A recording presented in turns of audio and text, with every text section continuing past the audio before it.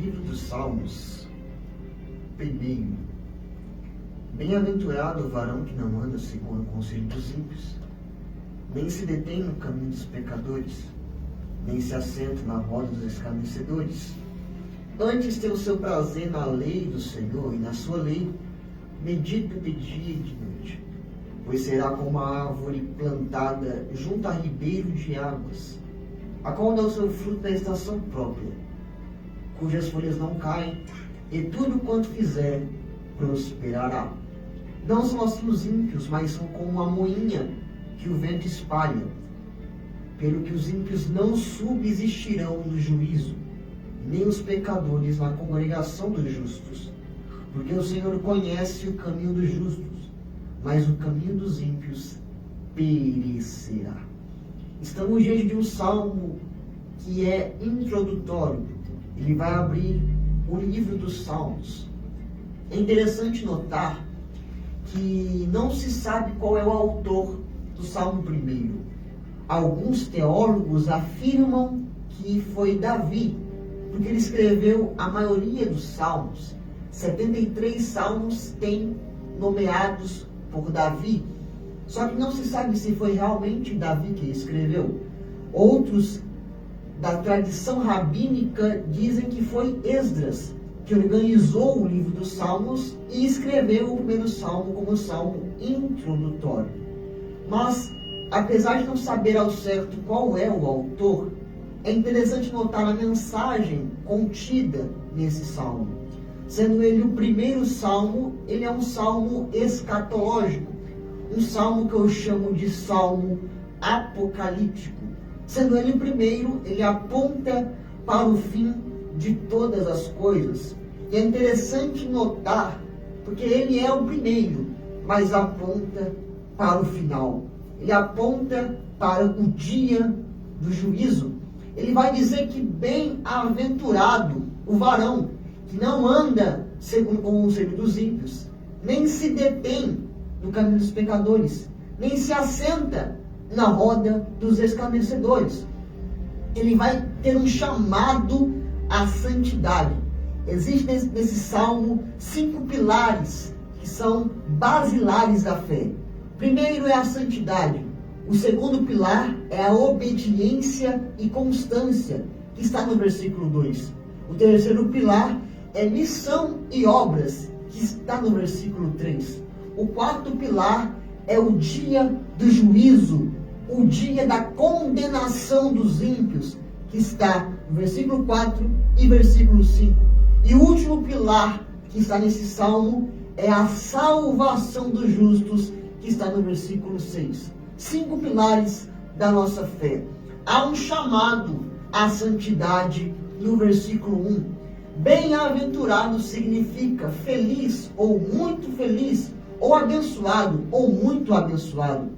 E este é aquele que não anda segundo o conselho dos ímpios, nem se detém, nem se assenta. Observe, ele não anda, nem se detém, nem se assenta. O grau de pecado, ele vai aumentando conforme o salmista expõe o texto. Ele começa andando neste caminho, depois ele se detém no caminho e por fim ele se assenta. Quando ele se assenta, ele se acomoda, ele se conforma, ele se acostuma com o lugar. Só se assenta em uma roda quem tem intimidade com quem está na roda. Ou seja, quando diz que ele se assenta, quer dizer que ele se teve intimidade com os pecadores. Que ele teve comodidade, conformidade com os pecadores. Não condena aquele que peca, mas aquele que vive na prática do pecado. Há um chamado à santidade para a geração atual, onde jovens têm se acostumado com as coisas do mundo, têm passado a noite em claro, em bares, em boates, dado seu corpo a qualquer um chamado à santidade, porque hoje o mundo está entrando com força total. Nos últimos dias, os ímpios têm se alastrado sobre a face da terra, e poucos são aqueles que subsistirão a este dia. Porque os pecadores, ele tem um caminho que é largo. A Bíblia fala sobre dois caminhos, a porta estreita, o caminho estreito, e a porta larga, o caminho largo. A porta estreita, ela conduz à vida, mas o caminho largo, ele conduz à perdição. O caminho largo, ele é enfeitado. O caminho largo, ele é bem apresentado. O caminho largo, ele é confortável, agradável. Porque o pecado não é ruim. Se fosse ruim, ninguém pecava. Agora, há um chamado de Deus para os salvos terem, no versículo 2, prazer na lei do Senhor, em obedecer a palavra, em seguir constante. Quando o texto diz que ele medita de dia e de noite, mostra uma constância do salmista, porque ele não medita só em um momento, mas sim de dia e de noite. É uma constante, porque o evangelho não é só no domingo, o evangelho não é só no culto do avivamento, o evangelho não é só na campanha, mas é uma vida diária, constante com Jesus.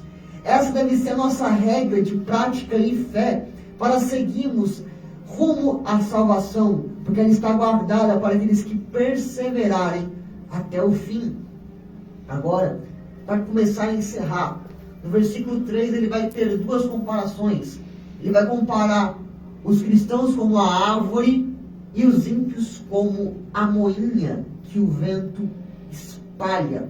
A árvore está plantada junto a ribeiros de água, dá fruto na estação própria. As folhas ela não caem e tudo que ela faz prospera. O que isso quer dizer?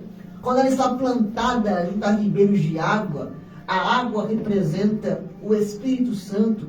Porque em Gênesis capítulo 1, o Espírito se movia sobre a face das águas. Quando estamos plantados na presença do Senhor, do Espírito Santo, a gente dá fruto na estação própria. A gente prospera no tempo certo. E não é no nosso tempo. Não é hoje, não é amanhã. É na estação própria. É no tempo certo. Há um processo para a frutificação. Só que a frutificação, ela é um chamado, um dever de cada um de nós. Como estão os seus frutos? Como está a sua entrega na casa de Deus? Quais são as obras que você tem praticado? Tiago vai dizer, no capítulo 2, versículo 7, que a fé sem obras é morta. Você tem pregado para o seu vizinho? Você tem mostrado para ele o programa da rádio? Você tem entrado na casa de alguém e trazido palavra de vidas? Quais são as suas obras, árvore? Quais são as obras que eu e você temos trazido para os dias atuais? Temos dado conselhos de vida ou conselhos de morte? Há um chamado à missão e obras nesse salmo. Mas ele também vai dizer sobre os ímpios. Os ímpios que hoje em dia se alegram, hoje em dia pulam no carnaval, hoje em dia bebem até encher a cara. Os ímpios que hoje em dia festejam, mas no dia do juízo serão lançados como palha diante do vento. Serão espalhados para longe da presença de Deus. Esses ímpios não subsistirão, não permanecerão na congregação dos justos. Essa congregação fala da nova Jerusalém, do novo céu e nova terra que há reservada para nós. Esses ímpios, eles serão afastados de Deus, porque na terra se afastaram. Por ter se afastado de Deus na terra, serão afastados de Deus no céu. Ímpio, na sua palavra, significa aqueles que desobedeceram, se negaram, negligenciaram a voz de Deus. E se hoje essa palavra está chegando no seu coração, você que tem se afastado dos caminhos do Senhor, reconhece enquanto é tempo, porque aqueles que se afastam de Deus na terra serão afastados de Deus no céu. Jesus vai olhar para você e falar: apartai-vos de mim, porque eu não te conheço. Hoje você tem a oportunidade de se entregar a sua vida na direção de Jesus. Ser alguém bem-aventurado. ser como uma árvore que dá fruto, que prospera, ser alguém que é firme, alguém que é santo diante de Deus. Há um chamado nessa geração, há um chamado de despertamento para a nossa vida. E por fim, o versículo 6 vai dizer: porque o Senhor conhece o caminho dos justos. Eu poderia ficar aqui horas explicando cada versículo, cada vírgula que esse salmo traz para a gente. Só que essa palavra conhece saltou aos meus olhos essa noite. Ela disse que Deus, Ele sabe do que eu e você tem passado. Ele conhece a minha e a sua situação. Ele sabe do meu e do seu problema. E Ele conhece o nosso caminho. Os ímpios perecerão, mas os santos, os justos, prosperarão diante de Deus. A Bíblia diz em Hebreus capítulo 4 que todas as coisas estão nuas e patentes aos olhos daquele que devemos dar conta.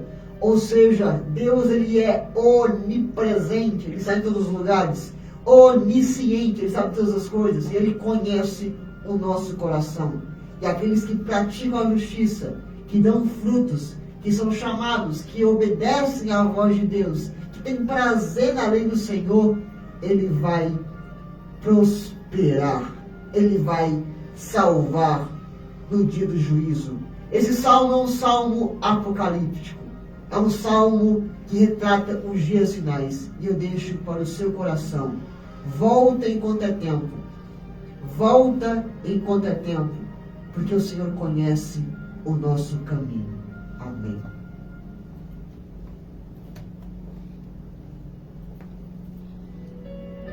Agora, no programa Momento de Paz, vamos unir a nossa fé. Vamos falar com aquele que tem o poder de transformar nossas vidas. Quando oramos, os céus se abrem. Deus, do seu trono de glória, ouve nosso clamor e ouve nossas orações. Vamos agora falar com Deus no Momento de Oração. Senhor Jesus, nesse momento, Pai, obrigado por essa palavra que o Senhor trouxe no nosso coração. Encontra neste momento quem está caído, quem está perdido, quem outrora se afastou dos seus caminhos. Ainda há esperança para a árvore cortada. Ainda há esperança para aqueles que se afastaram de Ti. Ainda há vida, ainda há paz. O Senhor conhece, o Senhor prospera, o Senhor cuida, o Senhor guarda. Deus vai de encontro com o aflito nesse momento. Resgata o perdido, transforma aquele que está no mundo e traz para a sua casa. Em nome de Jesus. Em nome de Jesus, Deus, entra com providência para essa geração, para todos que escutam. Deus, trabalha e transforma na vida e na casa de cada um. Eu te peço, Deus, com humildade, faz a tua obra, age com amor, em nome de Jesus. Amém.